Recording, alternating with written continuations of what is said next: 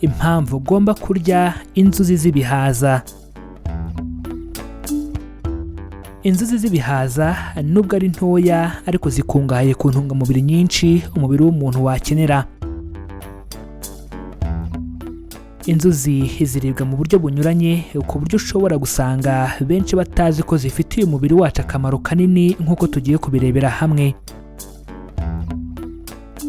Inzuzi z'ibihaza ziboneka iyo usatuye igihaza cyamaze kuba ikivuza cyeze neza, nuko ukazikuramo aribyo byitwa kuvuzura, ubundi ukazanika. Inzuzi z'ibihaza ushaka urazisya ugakuramo isupu, ushaka urazikaranga ugahekenya nk'ubunyobwa, cyangwa ukazirya itonoye agahu k'inyuma. Ikintu cya mbere twavuga ku nzuzi z'ibihaza ni uko zuzuyemo intungamubiri na za vitamine zinyuranye ku buryo bigira inzuzi ikintu cy'ingenzi cyaribwa na buri wese.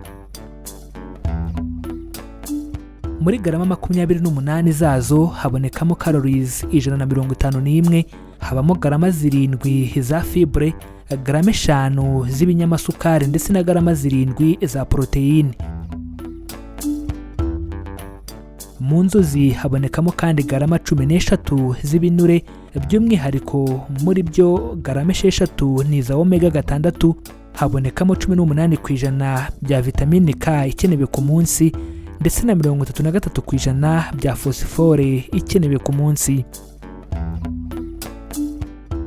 Muri garama 28 z'inzuzi z'ibihaza habonekamo 42% bya manganese ikenewe ku munsi, 37% bya magnesium ikenewe ku munsi ndetse na 23% by'ubutare bukenewe ku munsi. Habonekamo kandi 14% bya zinc ikenewe ku munsi, 19% by'umuringa ukenewe ku munsi, habonekamo kandi potassium, vitamine B2 ndetse na vitamine B9. Inzuzi z'ibihaza zikungahaye ku bisukura umubiri bigakuramo uburozi, by'umwihariko birimo carotenoids ndetse na vitamine E. Ibi bisukura umubiri kandi birwanya kubyimbirwa, by'umwihariko bikarinda uturemangingo fatizo tw'umubiri kwangirika. Kurya inzuzi z'ibihaza birinda indwara zinyuranye z'imitsi na za rubagimpande ndetse binafasha cyane abantu barwaye indwara ya gute. Inzuzi z'ibihaza zirwanya zikanarinda kanseri zinyuranye kuko ifunguro ririmo inzuzi z'ibihaza rizwiho kurwanya kanseri y'igifu, iy'amabere, iy'ibihaha, iya prostate ndetse n'iy'amara. Ku rundi ruhande by'umwihariko abagore bari mu gihe cyo gucura cyangwa bapfakaye bakiri bato zibarinda kanseri y'amabere ku rugero ruri hejuru. Inzuzi z'ibihaza zifasha prostate n'uruhago gukora neza ku buryo zirinda kubyimba kwa prostate bishobora kuba intandaro yo kugira ikibazo cyo kunyara. Ishingiro ry'ibi ni uko abagabo 1400 bakozweho ubushakashatsi, nuko nyuma y'umwaka bigaragara ko prostate yabo yasubiye uko yanganaga itarabyimba kandi kunyara bisigaye bigenda neza. Ku bantu kandi bafite ikibazo cyo kunyaragura, baba abagabo n'abagore, kurya izi nzuzi bibafasha guhangana n'iki kibazo. Inzuzi z'ibihaza zikungahaye kuri magnesium, by'umwihariko ziza ku mwanya wa mbere mu mafunguro abonekamo uyu munyu ngugu. Ubusanzwe ibikorerwa mu mubiri w'umuntu birenga 600 bikenera uyu munyu ngugu uboneka mu nzuzi z'ibihaza. Umunyu ngugu dusanga mu nzuzi z'ibihaza mu byo ufasha twavugamo kuringaniza umuvuduko w'amaraso no kugabanya ibyago byo kurwara umutima.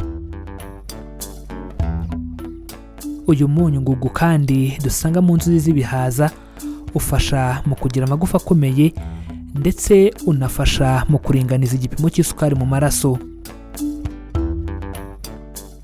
Inzuzi z'ibihaza ni ingenzi cyane ku buzima bw'umutima kuko zikungahaye kuri zinc, magnesium, ibinure ndetse n'ibisukura umubiri. Inzuzi z'ibihaza zibonekamo kandi nitric oxide. Ibi byose bikaba bifasha mu kurwanya cholesterol mbi mu mubiri, gufungura imiyoboro y'amaraso no gutuma umuvuduko w'amaraso uringanira. Inzuzi z'ibihaza ni ingenzi cyane mu kuringaniza isukari mu maraso, by'umwihariko ku barwaye diyabete cyangwa bafite ibyago byo kuyirwara. Inzuzi z'ibihaza ni ingenzi cyane mu gufasha mu igogorwa. Impamvu ni uko zirimo fibre nyinshi, ibi bikaba ingenzi mu gutuma igogorwa rigenda neza. Aha biba byiza kuziryana igihu cyazo, waba uzikaranze cyangwa ukoze isosi yazo, kuko binarinda umubyibuho ukabije ndetse na diyabete. Kuva kera na kare inzuzi z'ibihaza zemerwaga nk'umuti uvura inzoka zo mu nda, ndetse kugeza mu 1936 zari ku rutonde rw'imiti ivura inzoka. Ku barwayi ba amibe, kurya isosi yazo mbere yo gufata imiti yindi bituma amibe iva mu gikono cyayo bityo igapfa ku buryo bworoshye. Kuba inzuzi z'ibihaza zikungahaye kuri zinc bituma abagabo bazirya bagira amasohoro ahagije kandi arimo intanga nzima. Ibi bigafasha mu myororokere yabo kandi bikanarwanya uburemba bwo gushyuka amazinga. Isosi y'izi nzuzi iraryoha kandi ntacyo utayirisha. Niba wabuze ibitotsi, fata inzuzi z'ibihaza uhekenye. Izi nzuzi zikize kuri tryptophan, amino acid bifasha mu kubona ibitotsi. Icyo gihe bizagusaba kurya byibuze garama 200 z'inzuzi kugira ngo ube wujuje garama 1 ya tryptophan, kandi iyi irahagije kugira ngo ubone ibitotsi. Icyo gihe uko bigenda, zinc ituma tryptophan ihindukamo serotonin, nayo ikabyara melatonin. Uyu ni umusemburo uringaniza ibijyanye no gusinzira.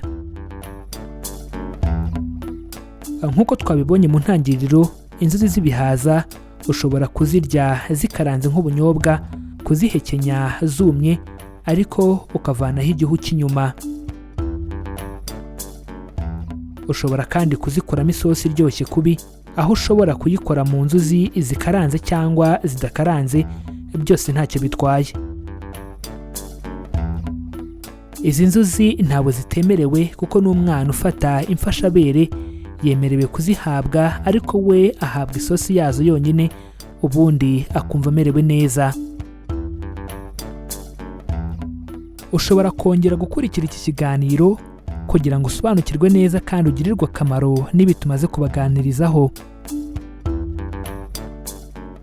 Dukorera ibiganiro tugamije guhugurana no gusangizanya ubumenyi ku ndwara zibasira umubiri, imiti ikoreshwa mu buvuzi ndetse n'ibiribwa, tukamenya intungamubiri umubiri wacu ukeneye. Abatabizi bicwa no kutabimenya, bityo abatarabimenya bicwa nuko batarakora subscribe kuri iyi channel Mizero Media ngo bamenye ko kwirinda biruta kwivuza. Niba utarabikora, nyabuneka kanda subscribe kuko ni ubuntu, kandi ukande kuri iyo nzogera byegeranye, bizajya bigufasha kubona ibiganiro bishya tubategurira. Wadusanga no ku mbuga nkoranyambaga yaba Facebook, Instagram ndetse na Twitter. Ujya ahashakirwa ugashakisha Mizero Media, ubundi ukadukurikira. Ibitekerezo byanyu ni ingenzi cyane. Ubaye wifuza kugira icyo tubaza, udusobanuza cyangwa kutwunganira ku ngingo iyo ari yo yose, nyabuneka twandikire muri comments, turasangira ibitekerezo. Mu gihe bakunze ikiganiro twabagejejeho, kanda like, ubundi ukore share, ubisangize n'abandi kugira ngo nabo basobanukirwe uburyo bwo kubungabunga amagara yabo. Iki ni ikiganiro kwirinda biruta kwivuza.